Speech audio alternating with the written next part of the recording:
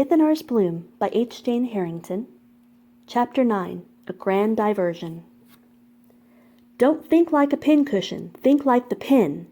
Master Kezias. So long, Hubie, fair winds, a bystander called out.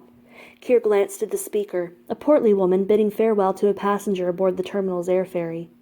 The craft, suspended from the thick magic-infused cables that powered it, had just lifted its huge keel into the sky, preparing to take leave of the station. Without a second thought, Keir spun around Devon's flank and wrapped her arms around his torso, lacing fingers at his breastbone. "Hold on!" Keir yelled, pressing her face into his back.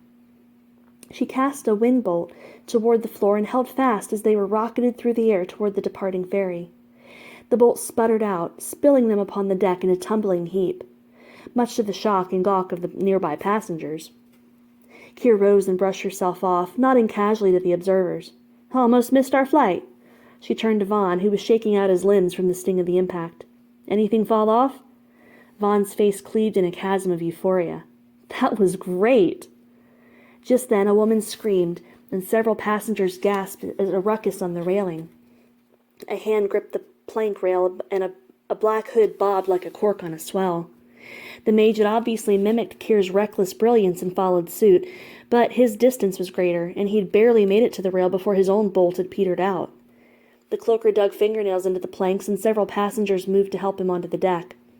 Vaughn and Keir scooped up their strewn bags and sped away, throwing themselves down flights of stairs and through random hallways. Coming to a vacant staff corridor, they squeezed into a small broom closet and shut the door. It was not the best hiding space, but it would give them a breather. The ship was immense, and the mage would have many decks to search until he drew close enough to detect their presence. Taking advantage of the moment's peace, Keir leaned against a shelf, resting her head on her vambrace. Vaughn sank to the floor at her feet, trying to catch his breath.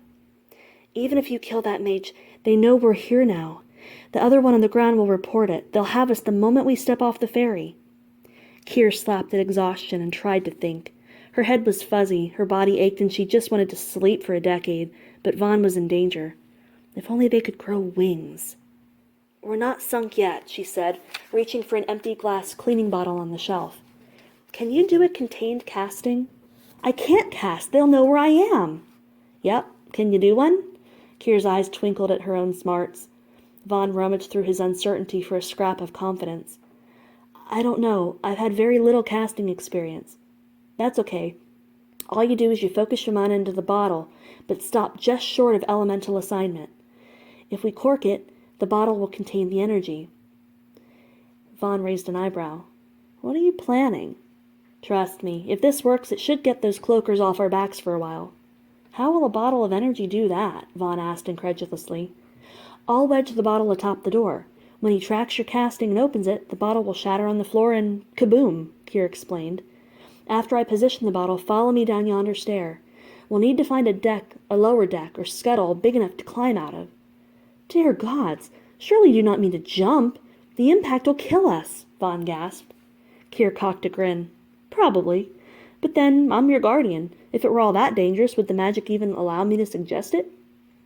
The apprehension was clear on Vaughn's face, but he took the bottle from Keir's hand. "Very well, I will try." Taking a deep breath, he began the casting, and seemed surprised at his success.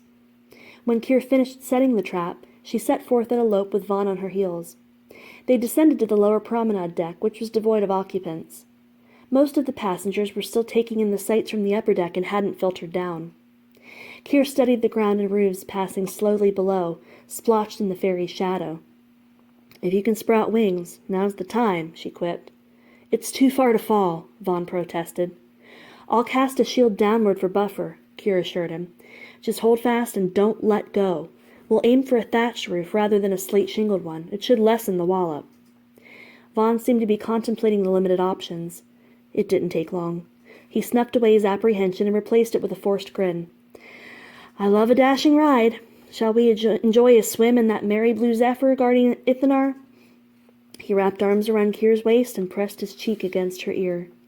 They leaned over the railing, and suddenly the wind and the rooftops were all that separated them from dirt and crushing death. The roaring wind dried Keir's eyeballs, and she blinked a few times for moisture. She took aim at a desirable roof, casting a few short wind wisps to give them momentum in the right direction.